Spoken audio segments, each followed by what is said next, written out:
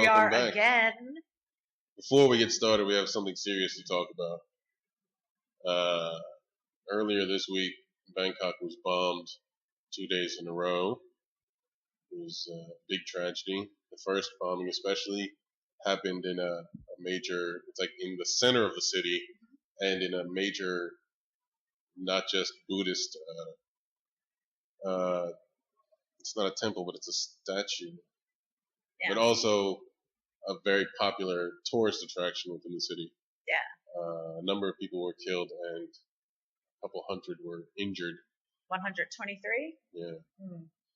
So we express our condolences to those victims. Yeah. And we also say that the investigation is still ongoing, and we hope that the police and the investigators can find out what exactly happened. And until then, we hope everyone can just try to be safe, try not to jump to any conclusions, and we'll just try to find out the truth. Yeah. Yeah. That's well put. I know. Yeah. It's a sad thing, and we do express our condolences. And we're both okay, and everyone we know is okay. Yeah. And that's good. Yeah. I will say that in light of this situation and even the political climate in Thailand this past year, I do have a respect for the Thai military. Yeah. Yeah, right? They had leads within hours. Yeah. And they were advising people that the first night to just go home, be safe. Yeah. They were trying to, limit. Yeah. Whatever. I think that when a tragedy like that happens, the immediately after is extremely important how it's managed. And I really think that the tragedy that happened this week was managed very, very well. Yeah. So by the military. Hopefully it'll be resolved. Yeah. Yeah. So, I live in Bangkok, and I was in that area, like by Sigam Paragon, on Tuesday, and there was no people, no traffic, there were no cars. I was there 5 o'clock, 6 o'clock, no one, dead. Yeah, that's also area. It's unfortunate for people who come here that they would stay away from places like that. Yeah. And then the second bomb that was detonated in the river very close to the BTS tracks. That's scary. That's terrifying. Yeah. But I feel comfortable in the city, so the military and the Thai government is doing a good job, because I still, despite the events that happened earlier this week, I do not feel unsafe to live in the city. Yeah. So I think credit is due to the Thai military, and condolences to the people who have lost their lives and their family members. And the people who are injured. Yeah. Let's talk about some grammar, man. Yeah, grammar. Let's do grammar. That's always fun. So this week we have like 2 specific and common grammar mistakes that we hear our students and people making. Yeah. So we were thinking about doing each week 2 or 3 like really big grammatical mistakes that we hear every day, almost all the time, all day, all the time. Things that we hear that like over and over again. Very, very popular and common mistakes that are made. And today most of we'll these are 2. specific to Thai speakers. Yes. Very Thai specific. So the first one we have here is when people say, I come back my home. Yeah. I'm like, where do we start? very, very commonly I hear Thai students, all different majors, say I go back my home. Yeah. Or I'll come back my home. I come back my home. So if I say yesterday I come back my home. Yeah, there's a lot. There's a lot of problems. There's a lot wrong. Well, what did they mean to say? Probably like yesterday. I went home yesterday. I went home yesterday. Yeah, so like for example, before or after we come back from December break, or after we come back from summer break, or Christmas Songkran break, I ask everyone, oh, what did you do? What did you do for Songkran? And students say, I go back my home. Yeah. So they want to say in the past that they went home. Yeah. So what did you do this weekend? I went home. I went home. Or if you say go back, you need to. Yeah. Right? I go. Yeah. Or I went back to my home. Yeah. Or I'm going back to my home. Yeah. So again, also if you want to say present tense go or come, and you're talking to me, and I ask you, oh, what, or future tense, what will you do tomorrow? And you tell me, I will come home. Yeah. I don't live with you. I am not in your family, so you are not coming to me. Yeah. You are going away. So you would say, I will go home, not I will come home. We use come to talk about when something is moving towards the speaker. Yeah. Right? So you're not coming home to me. Yeah. Now, if you were at home, I don't think you're coming home. You shouldn't be. I mean, you should not be. You're coming not home welcome to in me. my home. No, I'm kidding. It's true. You're not welcome in my home. Yeah. But you're welcome to come to my home, but if you're talking about going to your home. Yeah. So you're going home. You're not coming home. If your mother calls you and says, "Hi, what are you doing?" you can say, "I'm coming home tomorrow. I'm coming home now. I'm coming to you. I'm coming home to you." Yeah. If I ask you, "What are you doing?" you're going home, or going to the store, or going someplace else. Yeah, that's good. Okay. Right? If you really want to use the word back, I come back my home, you can say, I am coming back to my home. I am going back to my home. You cannot say I come back my home. Yeah. And if you are talking about the past, you cannot use the word COME. Yeah. Yeah. It's no good. Yeah, all those things. Yeah, we gotta keep the present tense verbs out of the past. Yeah, that's not where they belong. Yeah. The second one is actually not as hard of a problem, but it's maybe more common of a problem. Yeah. I like to sing a song. So every class I have on the first day, I ask you what you like to do in your free time, or what you like to do for a hobby. And 25%, a solid 25% of the class always says, I like to sing a song. Yeah. Don't say that. No. Don't say that. Never say that again. No. I mean, unless okay. Unless there's one song. Yeah. If you say I like to sing a song, you are talking about one song only. You only like to sing Happy Birthday. That's it. Yeah. Every other song you don't like to sing. So, I like to sing Still Loving You by the Scorpions.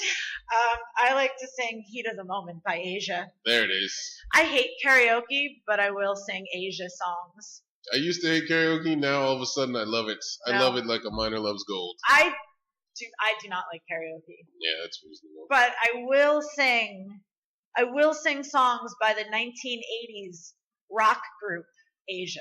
Yeah, only that group. Yeah. Anyway, if you say I like to sing a song, that's one song. Yeah. You only like to sing one song. Now, if you go to your friend and say, "Hey, let's sing a song," yeah, it means that we're going to sing one song together, and then stop. Yeah. But if you're going out to sing at karaoke, or if you do it in general, you say, "I like to sing songs." Yeah. Or you can say, "I like to sing." Yeah.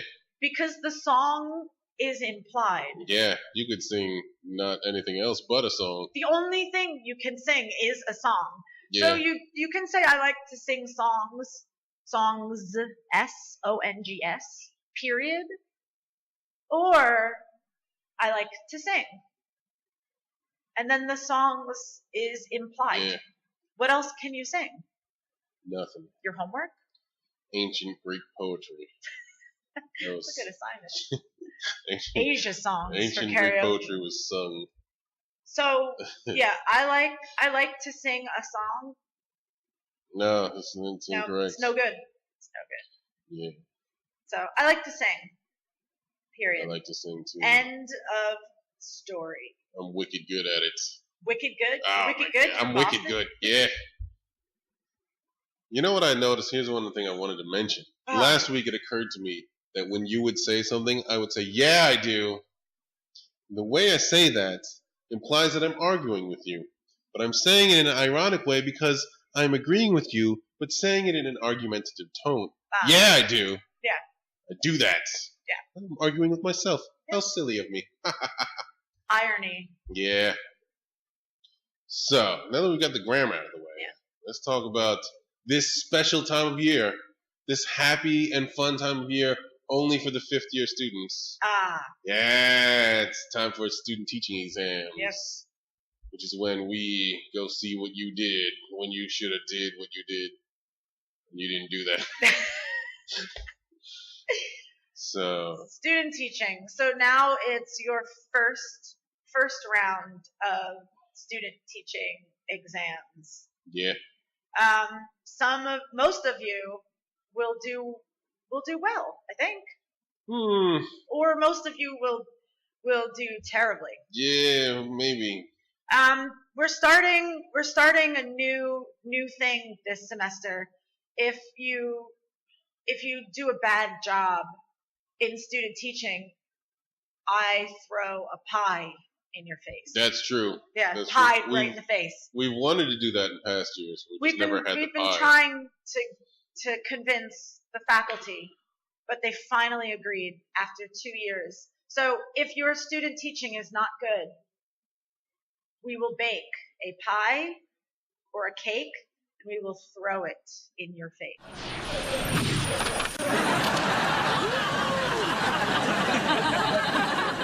Yeah. Or fail you. Both. So after you get the pie off, I failed.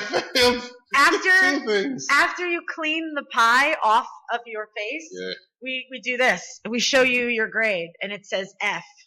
Yeah. That's not going to happen. That's not it should happen. None of that is true. But I would love that. We could talk about student teaching. Okay, so for your student teaching, if you have a Aj.Phil or myself coming to do your observation, we are going to tell you the top 3 things that each of us look for. Yeah.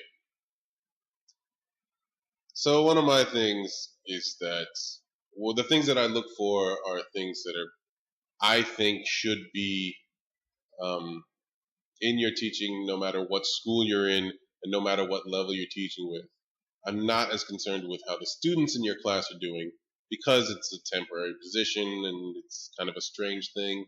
What I'm looking for is just that you know how to teach, even if it's not going well in your student teaching this time. So I look for like 3 things. I look for 3 things. I look for like 10 things. But my top 3. Top The first thing I look for is time management. Not just are you starting on time and ending on time, but are you moving through the lesson in a way that makes sense and is close to what's in your lesson plan? And are you allowing enough time to do the assignments that you need?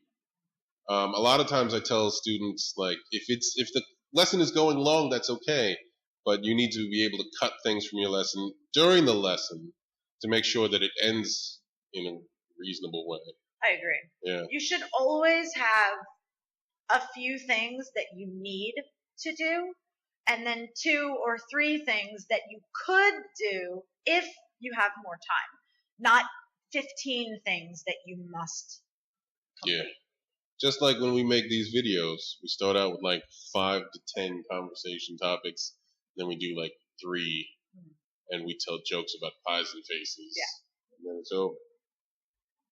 So that's my first thing is time management. My second thing is classroom management. And again, I understand that a lot of our students go to schools that are just crazy. They're just crazy. Yeah. Full of crazy, crazy children with no real attempt to not be crazy. And so what I'm looking for is not necessarily that you're able to control the students or that they're perfect little angels. What I'm looking for is that you are making an attempt. Make an attempt to get them to sit down. Make an attempt to get them to pay attention. When you have a student that's presenting, make an attempt to have the rest of the class pay attention to that student. Things like that. Yeah, because sometimes, or most of the time, discipline problems and students coming to class late and students talking during your class, very often it's not always your fault. Sometimes there's not like a school-wide way to deal with bad, poor behavior or lateness. There is no disciplinary actions that are taken by the school, by the administration. And so for that reason, in many schools that I have, in my experience, students feel as though they do not need to come to class on time. Students feel as though they don't need to pay attention. And that's not 100% a teaching problem, a student teaching problem, but very often it's a bigger picture problem. And also, there are limits to what you as a student teacher can and should be doing. If there's no detention, you can't assign detention. If there's no office to send the students to when they're disrupting class, then you can't do that. I don't expect you to go above and beyond what you are allowed to do in your school, and that changes depending on the school you're in and who you're working with. So, like I said, I'm just looking for an attempt, not necessarily for you to be successful. I can't remember. Oh, the last thing was speaking English? Yes, that's... So then the last thing that I look for used to be that I wanted you only to speak English in the classroom because I only speak English in the classroom. And I'm really good. I also have no choice. Yeah, I also have no choice. To only speak English in the classroom. But now what I look for is that you're speaking English as often as possible, and that when you have to speak Thai, just so that your students know what you're doing, that you wait a bit and don't translate everything you said right away, so that maybe if they understand it in English, you don't need to translate it into Thai. What really impresses me is when teachers answer student questions in English. I saw that like the first year I was here, there was a student teacher who used to do that. I was blown away. She never spoke Thai at all. Yeah. Like, just wicked good all the time. That's my thing for today. No pies in her face. No, my goodness, no. But that was there, so that's my Is that your 3? Yeah, that's 3. I think I'm gonna change one of mine. Calling an audible there. Yeah. All right. So my top 3. My biggest. This is like my number one 1 thing that I look for. This is the most important for me. many of you at the end of class, you give an assignment. Maybe you want your students to draw a picture or make something, and you ask, like you put the students in groups, and you ask the groups to go to the front of the classroom and present their poster or their paper or whatever. Very often, the students' work is not correct, and that's okay. The students' work is not correct, or when the students are speaking, they are not speaking correctly, and that's okay. However,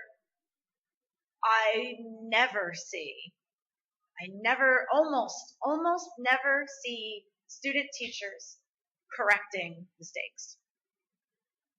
Almost never. So students come to the front of the classroom, they present their project, and they say their speaking they make mistakes, and there's mistakes on the project, and the student teacher listens and says, okay, give a hand for your friends, sit down. Group number 2, all right, good. Give a hand for your friends, sit down. All right, group number 3. And there are so many mistakes the students are making, and you must correct them. That's the most important. That's the best way to learn too, making a mistake. If you make a mistake and someone corrects you, you have a better chance of remembering not to make the same mistake in the future. But if you make that mistake every time and no one corrects you, you think you're okay. And for that reason, you have students in university saying, I like to sing a song. Because no one ever said that's not correct. That was their M6 teacher's job to do that. She didn't do that, I guess. Yeah. That was your teacher, your high school and middle school teachers, Mateum 4, 5, 6 teachers' jobs to correct you, and they did not. And it doesn't have to be a painful thing. No. You don't have to be mean about it. Yeah. You could be mean if that's what you're into. I don't know. I tried to punch 2 students today, so that's my thing. No, I didn't really. I tried to. Yeah. See, there you go. You didn't connect. No. I almost did. But we can do it. But just correct point out mistakes. Help them with what they're doing. That's the purpose of school. Yeah. Yeah. If you don't correct their mistakes, you're not doing your job. Yeah, you're doing less. You're less not doing. Of your job. That's the job. That is the job, is to tell students they're doing something incorrectly and to change it. So for me, that is the most important. If students are making mistakes, a lot of mistakes, and you miss every mistake, you're getting a low grade from me. Number 2, what is number 2? I forgot. At the end of class, don't forget to have a conclusion. Yeah. So sometimes I see you finish the lesson, you're almost home, you're doing this, you're like, all right, 5 more minutes, and you just give up. Like, stop. All the students start talking, you cannot get their attention again because the students know there's only 5 minutes left. And now you are screaming, trying to talk to them. No one is listening because you lost them. So do not lose your students in the last 5 minutes of class. And also have an idea of what you're going to do. Yeah, have a closing. You need a closing. Yeah.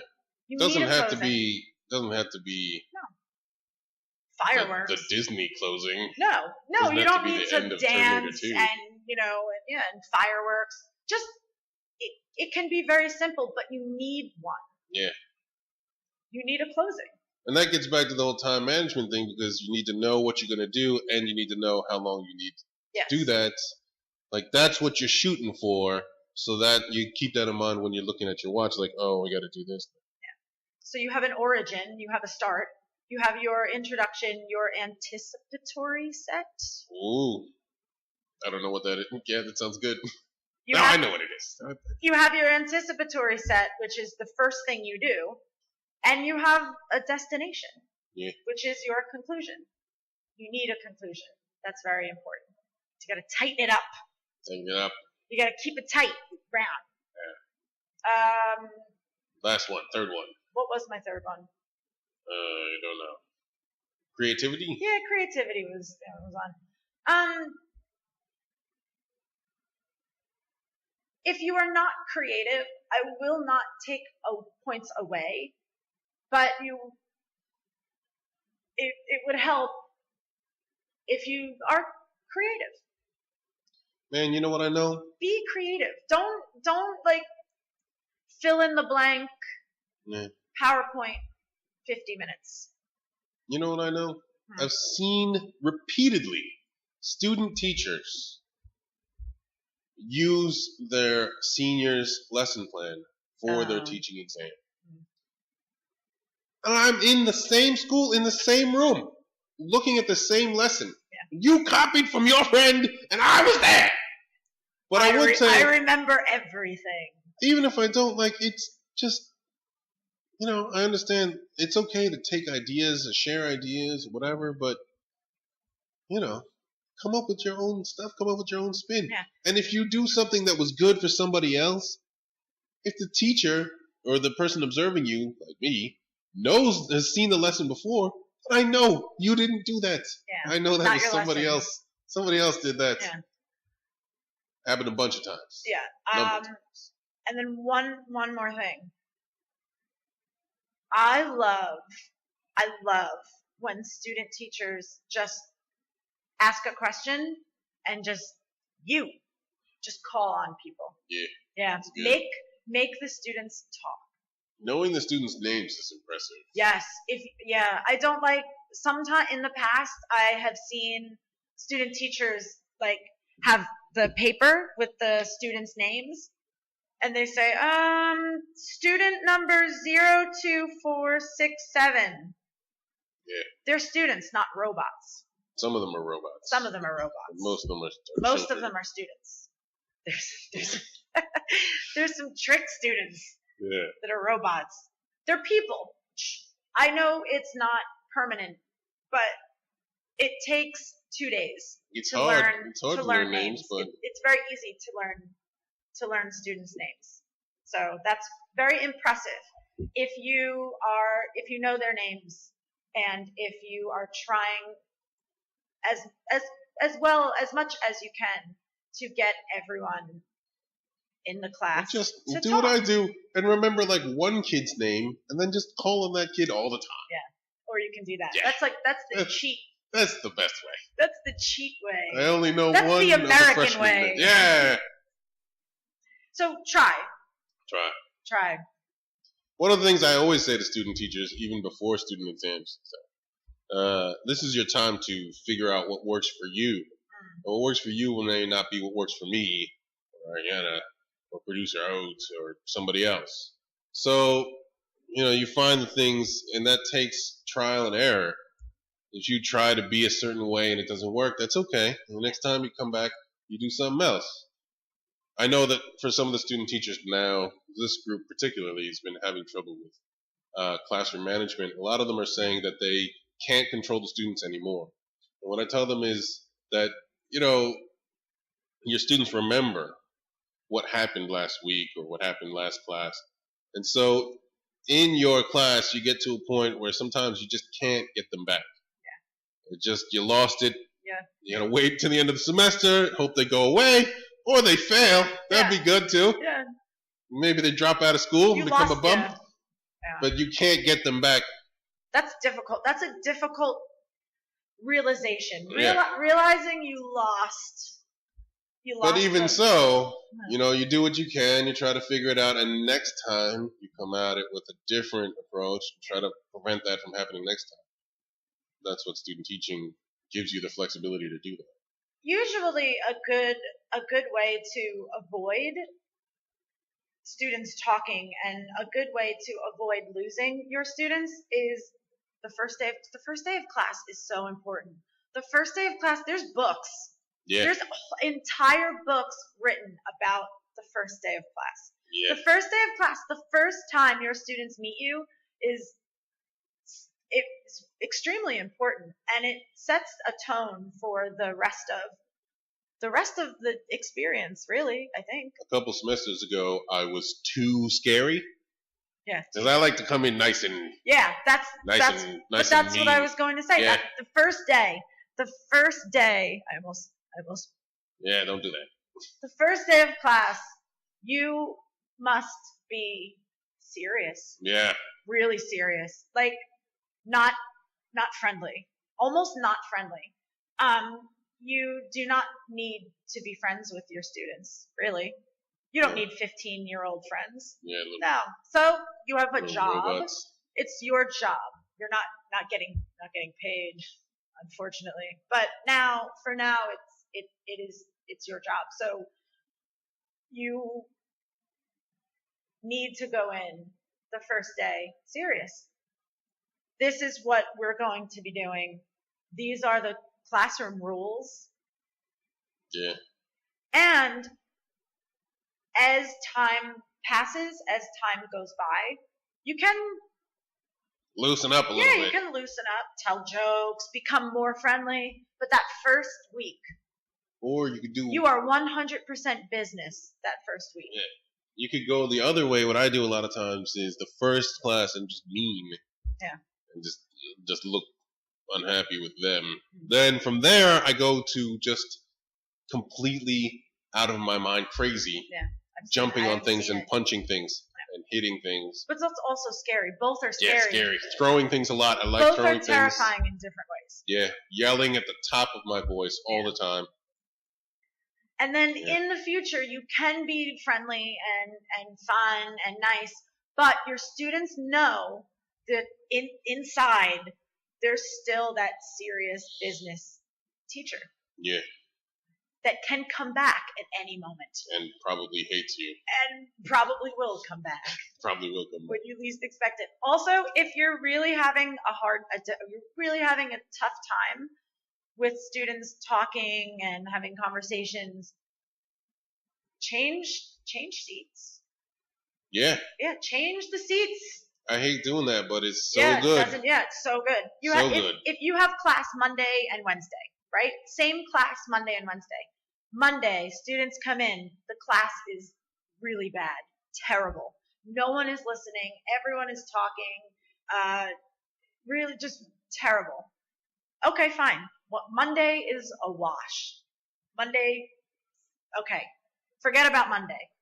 When you go back on Wednesday to teach the same group of students, when they come in, do not let them sit down. Before they sit down, have all the students stand up, go on one side of the classroom, and you can tell them, surprise, new seats. Yeah. And change their seats. I think we don't have much time left. Okay. You want to real quick do the second year student thing? Yeah, sure. This question comes from somebody in the second year class. I don't remember. I don't think it might be Pockets. I don't know. It doesn't matter. Second year students ask us, because they've had me last year when they were first year students and they're just having you now. They ask if you are excited to teach them and if I am tired of teaching them. And the answers are yes and no. No and no. No and yes. What?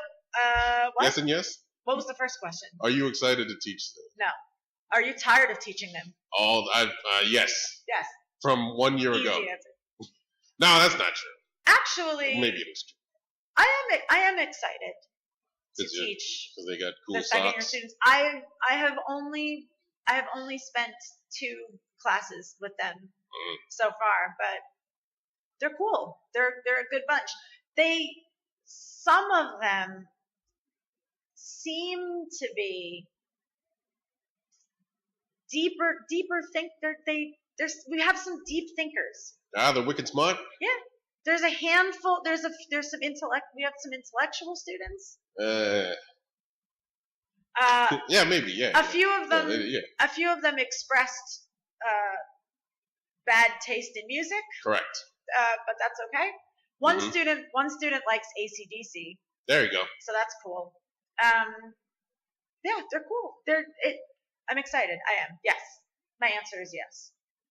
One of my things about having the same students every year is that, like, when you are working in a high school or primary school or whatever, you have different students every year. And a year is a nice unit of time where you can get to know the students. Okay, and then we're friends. They go on with your life. Get away from me. I don't know you anymore. But when you're seeing the students again and again, it's not that it's wrong that the relationship would change, but the relationship does change because it continues to grow. So what should maybe have ended after 1 year instead becomes like a 2, 3, and 4, and 5-year relationship. So where, like, one of the things that happens is my students will start calling me, like, Uncle Phil. I'm not your uncle, friend. I'm not your friend. Yeah, I'm not your friend. I'm not your friend. I'm not your uncle, friend. I'm not your friend, guy. I'm going to get paid to be here. Yeah. If they didn't pay me, I wouldn't know you. No, that's not true. But it becomes too familiar. It becomes too close sometimes. Yeah. And also, like, there have been times when I fail kids, and then they come back, and then, hey, here you are. Failing a student and then seeing the student again. Yeah. I've never failed undergraduate. I fail them all the time. I fail master students. I fail. The master students, those bums. Yeah. But it's unavoidable in our job because we see the students for 5 years. But it's not that I'm tired of you. No. It's just that you're weird. It's getting weird now. Eventually we get to be. It's if you have the same class of students for 1 year and you come back from like 2 months vacation or whatever, it's nice to see them again. So it's nice to have familiar faces and you know the students really well and you know what they're capable of and you can continue to push them to do better. But then at the same time, there's no starting fresh. So for the same reason that you're not tired of, but ready to, is the same reason that I'm excited to teach the second year students because they're new. Yeah. It's a new group of people to meet, and that's always exciting in any situation, I think. You never get unless you have to go to like a wedding with a boyfriend, and then you got to meet people, and that's annoying. But in most cases, meeting new people is exciting. Yeah. And the second year students seem very cool. So anyway, that's a shame. As always, if you would like to come by and see us tape this thing, we do it Thursday afternoons at 1:00 in the Seidel Room. Lovely Seidel Room. Yeah. Actually, I thought for sure that no one was going to watch this. Yeah, but people watched it. We're internet stars. Yeah. Not big stars. Yeah, little on a tiny very stars. Small scale. We're like, what's a good analogy? I don't know. The biggest fish in a small pond. Yes, there we go. There it is. There it is. We're the best podcast in this room. And the competition is tight. Yeah.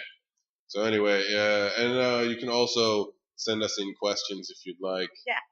You can leave them at our office mailboxes or come and find us. Anyway. So, questions or comments or things you would like to see or like to hear us talk about? All suggestions and questions are welcome. Yeah. Goodbye forever. Thanks for watching, guys. Yeah.